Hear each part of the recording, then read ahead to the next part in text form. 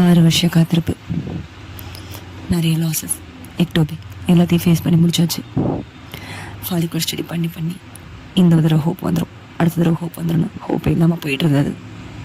ஒரு கடவுளையும் விட்டு வச்சது கிடையாது. எல்லா கடவுள்கிட்டையும் ஏறி இறங்கியாச்சு. இல்லை, இதுதான் நம்மளோட லாஸ்ட் சான்ஸ். இந்த தடவை கடவுள் நமக்கு கோரிக்கைக்கு சரி சேர்க்கலைன்னா எனக்கு நீ உனக்கு நான் அப்படின்ற ஒரு லைஃப் லீட் பண்ணுவோன்னு முடிவுக்கும் வந்தாச்சு. இதில் டைஃபாய்டு என்னை இன்னும் உடச்சிச்சு. ரொம்ப ஸ்ட்ரெஸ் அதிகமாகவும் என் ஹஸ்பண்ட் எங்கேயாவது வெளில போயிட்டு வரலான்னு சொன்னார். அப்படி நாங்கள் வந்த இடம் தான் ஏற்காடு. ரொம்ப நாள் கழித்து எல்லாத்தையும் மறந்து எல்லாத்தையும் தூக்கி போட்டு எதுவுமே வேணாண்டா அப்படின்னு முடிவுக்கு நாங்களாம் ரொம்ப ஹாப்பியாக ரொம்ப சந்தோஷம் என்னையவே மறந்து ஒரு இருந்த இடம் தான் ஏற்காடு. அந்த ட்ரிப்புக்கு அப்புறம் நான் என்னோடய ஒர்க்கில் தான் கான்சன்ட்ரேஷன் பண்ணேன். ப்ரெக்னன்சியை பற்றி சுத்தமாக மறந்துட்டேன்.